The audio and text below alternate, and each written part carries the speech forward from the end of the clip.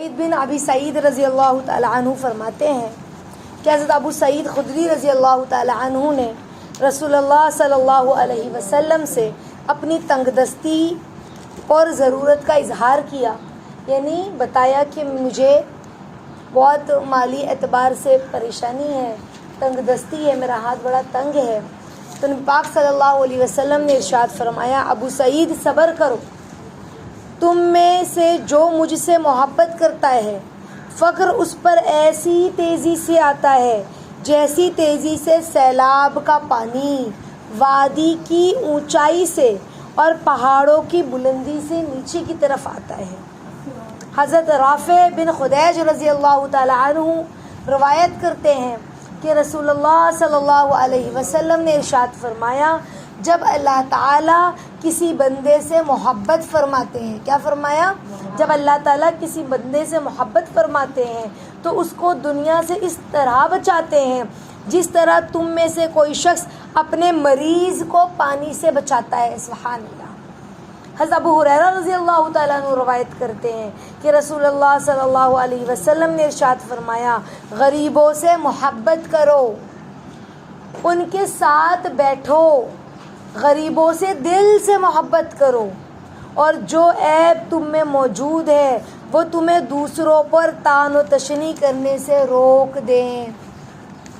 حضرت انس رضی اللہ تعالیٰ عنہ فرماتے ہیں کہ میں نے رسول اللہ صلی اللہ علیہ وسلم کو یہ ارشاد فرماتے ہوئے سنا کہ بہت سے پراگندہ بال، گرد آلود، پرانی چادروں والے لوگوں کے دروازوں سے ہٹائے جاتے ہیں۔ اگر اللہ تعالیٰ کے بھروسے پر قسم کھا لے وہ لوگ تو اللہ تعالیٰ ان کی قسم کو ضرور پورا کریں گے۔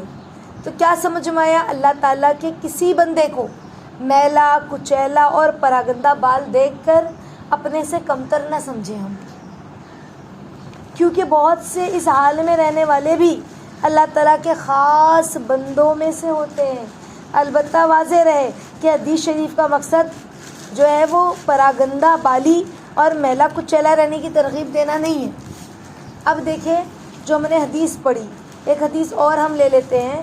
حضرت سہیل بن سعدی رضی اللہ تعالیٰ عنہ روایت کرتے ہیں کہ ایک شخص رسول اللہ صلی اللہ علیہ وسلم کے سامنے سے گزرے تو آپ صلی اللہ علیہ وسلم نے اپنے پاس بیٹھے ہوئے آدمی سے پوچھا کہ تمہاری اس شخص کے بارے میں کیا رائے ہے؟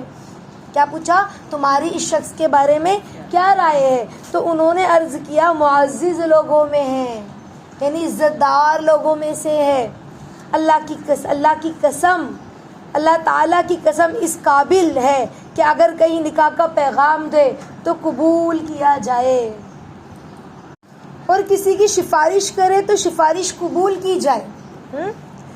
آپ صلی اللہ علیہ وسلم یہ سن کر خاموش ہو گئے۔ اس کے بعد ایک اور صاحب سامنے سے گزرے تو آپ صلی اللہ علیہ وسلم نے اس آدمی سے پوچھا کہ تمہاری اس شخص کے بارے میں کیا رائے ہے؟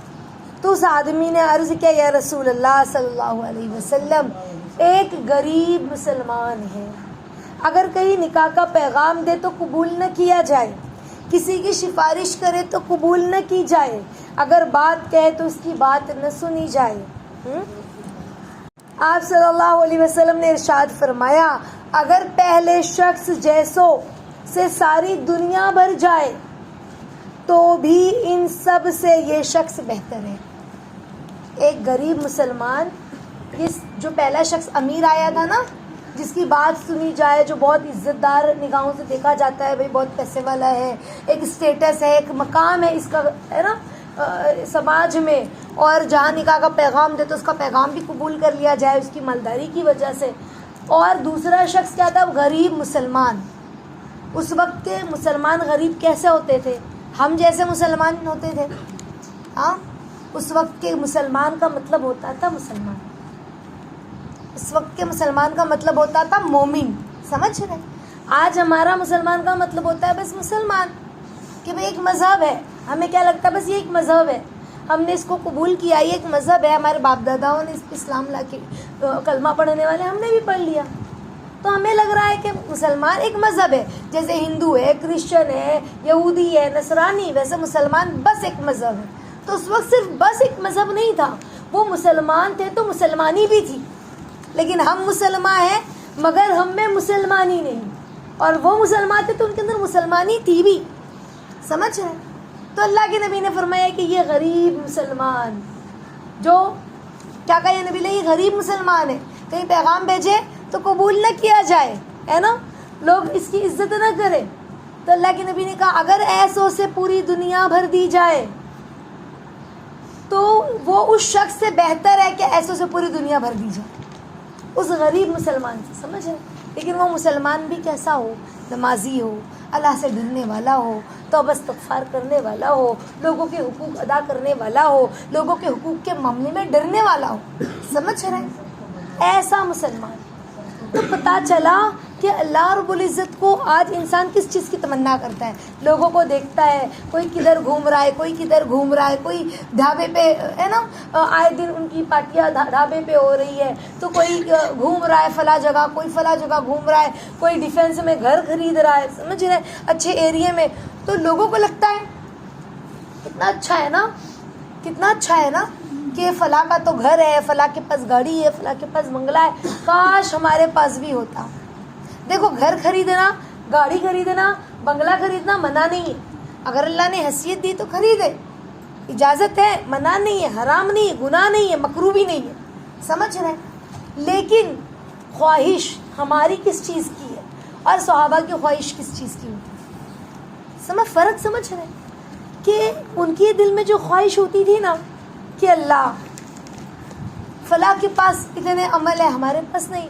وہ ایک صحابی اللہ کے نبی کے پاس گئی، صحابیہ کہا یا نبی اللہ فلاں شخص جو ہے جہاد کرتے ہیں، ہم تو جہاد نہیں کرتے، تو ہمیں ان کو تو اللہ کے راستے میں لڑتے ہیں مرد حضرات، اور عورتیں تو گھر میں ہوتی ہیں، وہ تو لڑتی نہیں ہیں، تو پھر ہمارا ثواب تو مردوں سے کم ہو گیا نا. ان کو نیکیوں کو حاصل کرنے کی فکر، جد و جہد.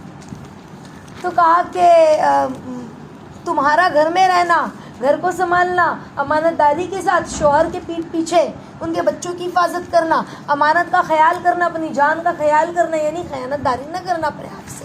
تو کہا کہ جہاد کے برابر سے. تو خوش ہو گئی وہ صحابیہ. اسی طرح ایک صحابی اللہ کے نبی کے پاس آئے، انصار صحابہ، کہ یا نبی اللہ مہاجر صحابہ کو تو کتنا ثواب ہے، انہوں نے ہجرت کی، قربانیاں دی، ہاں، تو ہمارا ثواب تو کم ہو گیا نا.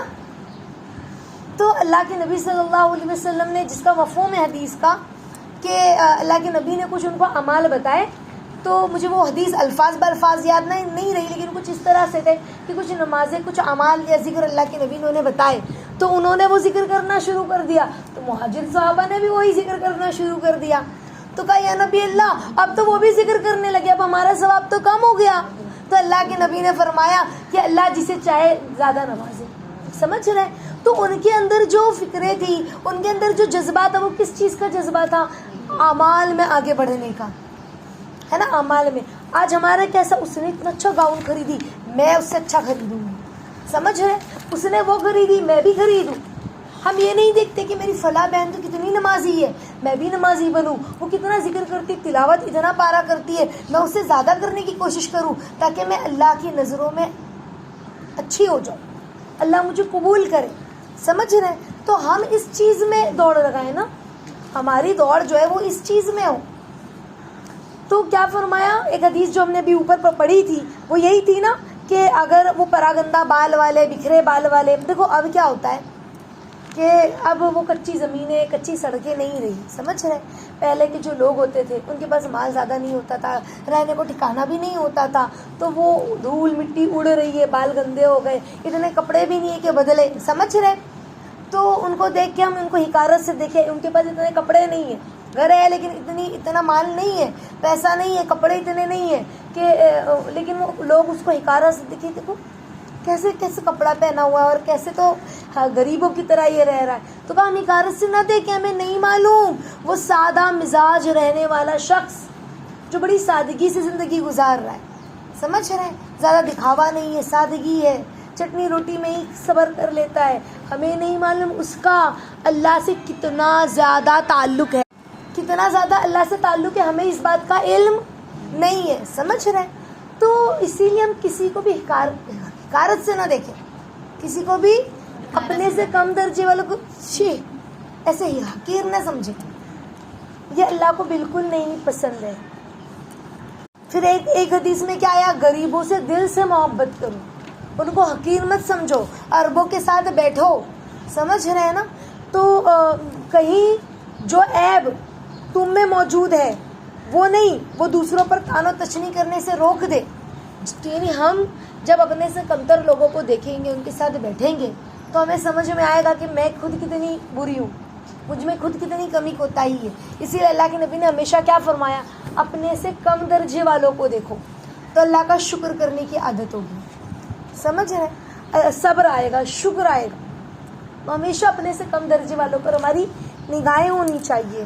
پھر یہ والی حدیث تو کتنی پیاری ہے کہ اللہ کے نبی صلی اللہ علیہ وسلم نے کیا فرمایا کہ اللہ تعالیٰ جب کسی بندے سے محبت کرتے ہیں، ہاں، کہ اللہ تعالیٰ جب کسی بندے سے محبت کرتے ہیں تو اللہ کا معاملہ کیا ہوتا ہے، اس کو دنیا سے اس طرح بچاتے ہیں جس طرح تم میں سے کوئی شخص اپنے مریض کو پانی سے بچاتا ہے کہ نہیں پانی لگ جائے گا تو بخار بڑھ جائے گا، بیماری بڑھ جائے گی، سمجھ رہے؟ اسی طرح اللہ رب العزت کا معاملہ اپنے بندوں کے ساتھ ہوتا ہے کہ اللہ اپنے بندوں کو دنیا سے اس طرح بچاتے ہیں۔ تو پتہ چلا غریبی کا آنا بھی یہ اللہ کی طرف سے نعمت ہے، اللہ کی طرف سے۔ اس کا کیا مطلب ہے اپنا سب کاروبار چھوڑ چھاڑ کے بیٹھ جائیں، سب بیچ کے بیٹھ جائیں کہ غریبی اللہ سے کی طرف سے نعمت ہے؟ یعنی اگر اللہ نے کم مال دیا ہے تو یہ خوش رہیں، شکر کریں، اور زیادہ مال دیا ہے تو ہم اللہ کی نعمت پر اظہار کریں، اور اللہ نے ہمیں دیا اس قابل بنایا کہ ہم لوگوں کی مدد کر سکیں، سمجھ رہے ہیں؟ لیکن اگر کم دیا ہے تو شکوے شکایت نہ کرے کہ اللہ میں ہی ملی تھی، مجھے ہی کم ملا، سمجھ رہے ہیں؟ تو شکوے شکایت نہ ہو، صبر ہو، شکر ہو، تو اللہ دنیا سے ایسے بچاتے ہیں اس کو، دنیا کی بلاؤں سے، مصیبتوں سے، جھمیلوں سے، ہے نا؟ ظاہر سی بات ہے جتنا مال اتنی دنیا، جتنی دنیا اتنا لوگ ہمارے پیچھے ہوں گے۔ نہیں کہا کہ حضرت علی رضی اللہ تعالیٰ عنہ کا ہم نے وہ واقعہ نہیں پڑھا، کسی نے پوچھا کہ ایک شخص حضرت علی رضی اللہ تعالیٰ عنہ کے پاس آئے اور کہا میں علم حاصل کروں کہ مال کماؤں، تو کہا علم حاصل کرو کیونکہ مال سے زیادہ علم کو فضیلت ہے۔ کہا مال جب زیادہ ہوگا تو دشمن زیادہ ہوں گے، علم زیادہ ہوگا تو دوست زیادہ ہوں گے، مال زیادہ ہوں گے تو حسد کرنے والا زیادہ ہوں گے، علم زیادہ ہوگا تو محبت کرنے والے زیادہ ہوں گے، مال زیادہ ہوگا تو تجھے تیرے مال کی حفاظت کرنی ہوگی، علم زیادہ ہوگا تو علم تیری حفاظت کرے گا، سمجھ رہے؟ تو کتنی فضیلتیں ہیں۔ یعنی پتہ چلا مال کی زیادتی۔ کوئی کہے ہو دیکھو اتنا مال ہے پتہ نہیں کہاں سے کمایا ہوگا، حلال ملا کہ حرام ملا، کوئی آ کے تانا دے لوگوں کے حقوق کھا کے بیٹھے اسی لیے اتنا کمایا ہے، سمجھ رہے؟ کوئی کچھ کہے، کوئی کچھ کہے، اور دنیا میں لوگ نقصان پہنچانے کے ہے نا کہ فلاں بہت مالدار ہے تو دشمنی بڑھ گئی تو پتہ چلا گھر کو ہی آگ لگا دی، فیکٹری کو ہی آگ لگا دی۔ تو مال جو ہے نا وہ انسان کو حسد پر لاتا ہے، دشمنی کر لے گا، ہے نا؟ اور مال کے ہونے سے بسا اوقات سامنے والا جو ہے نا وہ کمتری کا شکار ہو جاتا ہے، احساس کمتری، جس کی وجہ سے وہ حسد اور جلن کا شکار ہو جاتا ہے سامنے والے سے۔ تو اللہ تعالیٰ پھر دنیا سے بچاتا ہے۔ ابو ہریرہ رضی اللہ تعالیٰ عنہ کے بارے میں ہم نے نہیں پڑھا کہ ابو ہریرہ رضی اللہ تعالیٰ عنہ جب فتوحات بڑھنے لگی تو ایک وقت آیا کہ ابو ہریرہ رضی اللہ تعالیٰ عنہ کتان کے کپڑے سے ناک پوچھ رہے تھے۔ بہت بھاری کپڑا ہوتا ہے، ایک مشہور جگہ کا کپڑا ہے کتان کا کپڑا، جیسے ہمارے یہاں پہ کپڑے ہوتے ہیں نا بنارسی کپڑا اور کشمیری ورک اور فلاں جگہ کا کپڑا، ایسے ہی کتان کا کپڑا ہوتا تھا، ایک جگہ کا نام تھا، وہاں کا اچھا کپڑا ہوتا تھا، مہنگا کپڑا۔ تو ناک پوچھ رہے تھے کتان کے کپڑے سے، تو آنکھ میں آنسو آ گیا ان کے، اور کہنے لگے ابو ہریرہ ایک وقت تھا، وہ اپنا وقت یاد کر رہے ہیں، ایک وقت تھا کہ تیرے پاس کھانے کو کچھ نہیں ہوتا تھا، بھوک کی وجہ سے ہاں لوگ تیرے سینے پر پیر رکھ کر جاتے تھے کہ تجھے مرگی ہو گئی ہے، میں بے ہوش ہو جاتا تھا، اور آج کتان کے کپڑے سے ناک پوچھ رہا ہے۔ کہیں اللہ ناراض تو نہیں ہو گئے جو اتنی نعمتیں ملنے لگی، اتنی دنیا ملنے لگی؟ یہ سوچ کر صحابہ رونے لگتے۔ فتوحات جب بڑھی، روم، فارس، مکوکس فتح ہونے لگا، کتنا مال تھا ان کے پاس، روم فارس کے پاس، کہ وہاں کا جو بادشاہ تھا نا، بادشاہ جب وہ اپنے چیئر پہ بیٹھتا تھا تو اس کا تاج ایسا ہیرے جواہرات کا قیمتی تھا اور وہ اتنا وزنی تھا کہ وہ اپنے سر پر نہیں رکھ سکتا تھا، وہ کئی کلو کا تاج ہی تھا. تو وہ جو تاج تھا نا، وہ تاج اوپر بندھا تھا رسی میں، اور وہ بیٹھتا تھا تو تاج بس ایسے رکھا ہوا ہوتا تھا. سمجھ رہے؟ وہ اتنا قیمتی، اتنا مہنگا تاج. صحابہ نے اس تاج کو ایسے قدموں سے مارتے ہوئے بیت المال میں لے کر ایک صحابی، جب ان کے حصے میں تاج آیا تو. حالانکہ ہمارے حصے میں آئے تو ہاں، اگر ہم کو پیسہ مل جائے تو ہم کیا کریں گے؟ اگر ہمیں عیدی مل جائے، چلو عید کی بات کر لو، ہے نا، خوشی میں ہمیں عیدی ملتی ہے. اب عیدی جمع ہو گئی 2000 3000 10,000 جو بھی ہے، 500 10 1000، جس کی جس حساب سے عیدی جمع ہو گئی، تو اس عیدی کا کیا کرو گے؟ پوری عیدی اٹھا کے کسی غریب کو دینے کی ہمت ہے ہماری؟ میں ایسا نہیں کہہ رہی کہ غریب کو دے دو پورا، ہے نہیں ہے. کیوں؟ حالانکہ ہمارے ماں باپ پیسے والے ہیں، سمجھے، حالانکہ ہمارے ماں باپ ایسا، ہمارے ماں باپ یا شوہر ایسے ہیں کہ ہمیں اچھے سے کھلائے رکھے، لیکن ہم اپنی پوری پاکٹ منی ایک ساتھ دینے پہ تیار ہیں، راضی ہے. سوچو ان کا کیا ایمان ہوگا، ان کے دل میں دنیا کی کتنی حقارت ہوگی کہ ان سے پوچھا کہ نام کیا ہے، تم کو پتا ہی کیا ہے؟ یہ تاج ہے، بادشاہ کا تاج ہے، اس کی بڑی قیمت ہے. کہا مجھے معلوم ہے. کہا نام کیا ہے؟ کہا جس کے لیے دیا وہ میرا نام جانتا ہے. آج تک تاریخ خاموش ہے اس صحابی کا نام بتانے میں، پتہ ہی نہیں ان کا نام کیا تھا. کیسے صحابہ تھے ہاں، کہ جب روم فارس فتح ہوا تو جو ہے مال نکالے گئے، خزانے خالی کیے گئے، تو ایسے انبار لگے ہوئے تھے، ہیرے جواہرات کے، سونے کے، سکوں کے، ایسے انبار لگے ہوئے تھے. صحابہ نے اس کی طرف نظر بھی نہیں ڈالی، وہ اپنا آگے بنتے چلے گئے. اذان شروع ہوئی تو تاریخ میں آتا ہے سارے صحابہ خاموش. اب مال بٹ رہا ہو، مال کی ریل پیل ہو، اذان ہو رہی ہو، تو ہماری تو خود ہی کی بات نہیں کرتے، مجھے کتنا مال تھا، اور اذان ہو رہی ہے، ہماری بات شروع ہے. صحابہ خاموش. جیسے ہی کانوں میں اللہ اکبر کی صدا گونجی، کیا خوبصورت منظر ہوگا وہ، کیا ایمان سے ان کا دل سرشار ہوگا ہاں. اور پھر جماعت کھڑی ہوئی، نماز، ایسا سناٹا کہ روم اور فارس کے علاقوں میں یہ جو واقعہ پیش آیا تو وہاں کے جو یہودی نصارہ تھے، جو مجوسی تھے، ان لوگوں نے، کرسچن جو لوگ تھے، ان لوگوں نے خالی اس چیز کو دیکھ کر کہ کیا خوبصورت انداز ہے ان کا عبادت کا، اور کتنا سکون ہے، کتنا پیسفل طریقہ ہے یہ، تو انہوں نے اس چیز کو دیکھ کے ہی کتنے لوگ تو مسلمان ہو گئے. سمجھ رہے؟ انہوں نے اپنی عبادت کو بھی عبادت کی طرح کیا. آج ہماری نماز ہی دیکھ کر ہم خود ہی مسلمان نہیں ہو پا رہے اچھے سے، ہے نا. رخ میرا کعبہ شریف کی طرف، دل میرا نہ جانے کدھر. تو منہ کعبہ شریف کی طرف، دل چاروں طرف، ایسا ہمارا معاملہ. اللہ میں معاف فرمائے. بہرحال کیا فرمایا اللہ رب العزت فرماتے ہیں، اللہ کے نبی فرماتے ہیں کہ جب اللہ کسی بندے سے محبت کا ارادہ کرتے ہیں تو اسے دنیا سے ایسے بچاتے ہیں جیسے ہم اپنے مریض کو پانی سے بچاتے ہیں، ایسے اللہ دنیا سے بچاتے ہیں. کتنا پیاری بات ہے ہاں. تو مال کا چلا جانا اللہ کی ناراضگی نہیں ہے، اور مال کا چلا جانا ہماری بدقسمتی نہیں ہے، یہ تو آزمائش ہے. بس ہم اللہ سے دعا کرتے رہے کہ اللہ حلال پاکیزہ طیب روزی ملے، اور کیسی روزی ملے؟ ایسا رزق ملے ہمیں کہ ہمیں دوسروں کے سامنے ہاتھ پھیلانے کی ضرورت نہ پڑے، ہے نا. ہم اللہ سے مانگتے رہا کریں. اور ایک روایت میں کیا آتا ہے کہ اللہ کے نبی نے فرمایا کہ جو اللہ اس کے رسول سے محبت کرتا ہے تو اللہ اس کے رسول سے محبت آسان چیز ہے. تو اللہ کی محبت اتنی آسان چیز نہیں ہے، سمجھ رہے ہیں؟ یعنی محبت کی ہے تو امتحان تو دینا ہوگا نا. یہ دنیا کا رول ہے، کیونکہ دنیا آزمائش کی جگہ ہے. اللہ نے دنیا کو کیوں بنایا؟ آزمائش کے لیے بنایا. جب ہم نے کہا، اللہ نے پوچھا کہ الست بربکم، عالم ارواح میں دنیا کو بنانے سے پہلے، تو ہم نے کہا بلا کیوں نہیں اللہ پاک، آپ ہمارے رب ہو. تو اللہ نے کہا ثبوت دو. تو پھر دنیا میں بھیجا ثبوت دینے. تو جب ثبوت دینا ہوگا تو آزمائش تو آئے گی نا، کیونکہ دنیا دارالغرور ہے، دھوکے کا گھر ہے. یہاں پر تو آزمائش سے گزرنا ہی ہوگا. تو اگر ہمیں اللہ چاہیے، سچا مومن بننا ہے، سچا مسلم بننا ہے، تو ایسے ہی بن جائیں گے، ایسے ہی بن جائیں گے. کیا کرنا ہوگا؟ آزمائش سے گزرنا ہوگا.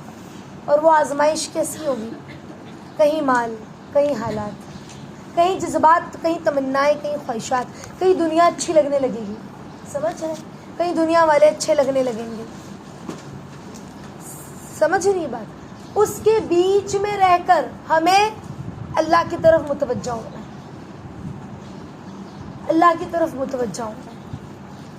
بہت سارے حالات آئیں گے، کہیں لوگ برا بھلا کہیں گے، کہیں رشتہ دار تانے دیں گے، سمجھ رہے؟ کہیں مال کے اعتبار سے پریشانی آئے گی، کہیں جان کے اعتبار سے پریشانی آئے گی۔ وہ مال، وہ جان، وہ تانے، وہ حالات، وہ ساری چیزوں کے بیچ میں رہتے ہوئے بندہ اللہ سے کہ اللہ میں راضی، کیا کہ میں راضی، تو ہی تو مسلمان ہوا سچا، ورنہ مومن ہو اور آزمائش سے نہ گزرے، ایسا ہو سکتا ہے؟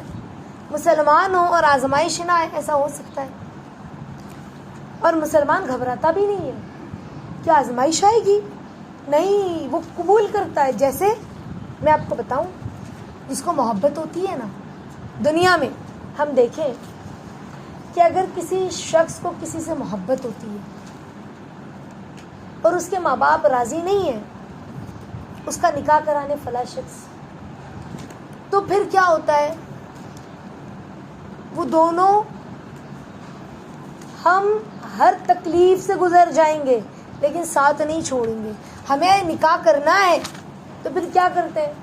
گھر والوں کے سامنے ڈٹ جاتے ہیں، گھر والوں سے بحث و مباحثہ کرتے ہیں، اس کو مناتے ہیں، اس کو مناتے ہیں، چچا آپ بولیے، پھوپھی آپ بولیے، خالہ آپ منائیے والدہ کو، والد کو۔ کہیں سے بات نہیں بنتی تو کیا کرتے ہیں؟ سب چھوڑ چھاڑ کے، ہے نا، دنیا سے دور بھاگ جاتے ہیں، دنیا والوں سے دور بھاگ جاتے ہیں۔ چاہیے تو یہی چاہیے، پھر اس کے لیے گھر بھی چھوڑنا پڑا، رشتے ناطے بھی چھوڑنے پڑے، تو دنیا کی محبت حاصل کرنے کے لیے اتنا مجاہدہ برداشت کرنا پڑا، پھر تو رب کی محبت ہے، قربانی تو دینی ہوگی نا۔ لیکن دنیا کی محبت اور رب کی محبت میں فرق ہے۔ دنیا کی محبت میں لوگوں کو چھوڑنا پڑتا ہے اور اپنی الگ بستی بسانی پڑتی ہے، لیکن رب کی محبت میں ایسا نہیں ہوتا۔ رب کی محبت میں سب کو چھوڑ کر بندہ اللہ کی طرف جاتا ہے، تو اب اللہ کہتے ہیں میرے بندے تو مجھ سے محبت کرتا ہے نا، تو اب جا دوبارہ میرے بندوں کی طرف لوٹ کر، سمجھ رہے، اور ان کے بیچ میں رہ کر میری محبت کو ثابت کر۔ تو یہ اللہ کی محبت ہے۔ تو دنیا کی محبت میں ہر پریشانی جھیلنے کے لیے انسان ذہنی طور پر تیار ہو جاتا ہے، تو جب اللہ سے محبت کرتا ہے نا تو پھر وہ ہر پریشانی میں کہتا ہے اللہ میں راضی، اللہ میں راضی۔ سمجھ میں آ رہی ہے بات؟ اللہ تعالیٰ ہم سب کو عافیت کے ساتھ صحیح سمجھ، فہم، فراست عطا فرمائے۔ تو پتہ چلا کہ فقر جو ہے، غریبی، ایسا نہیں کہ زندگی بھر غریب ہوگا، لیکن ایک وقت ایسا بھی آئے گا کہ مالی اعتبار سے بھی آزمایا جائے گا، سمجھ رہے، بہت شدید حالات آئیں گے، اس میں پھر اللہ دیکھیں گے کہیں سود تو نہیں لے رہا ہے، کہیں چوری تو نہیں کیا، کہیں بے ایمانی تو نہیں کی، بلکہ صبر و شکر کے ساتھ بھوکا سو گیا، ایک وقت کھایا ایک وقت نہیں کھایا۔ یہ اللہ آزمائیں گے، کہیں اللہ کی نافرمانی تو نہیں کر رہا ہے، کہیں شکوے تو نہیں کر رہا ہے اللہ میں ہی ملا تھا، مجھے ہی غریبی دینی تھی، حالانکہ میں تو آپ کی عبادت کرنے والا بندہ، عبادت کرنے والی بندی، اور آپ نے مجھے آزمائش میں ڈالا۔ تو شکوہ تو نہیں کر رہا ہے، ہر جگہ سے اللہ آزمائیں گے۔ یہ اللہ کی محبت ہے جو اللہ دیکھتے ٹھوک بجا کر کہ اچھا محبت کرتی ہے، اب ثبوت دے۔ جیسے ہم ثبوت نہیں دیتے اپنے شوہر کو، اپنے بچوں کو اپنی محبت کا، راتوں میں جاگنا، دن میں ان کے لیے جاگنا، ایک پیر پہ کھڑے رہنا، تھک گئے تب بھی ان کے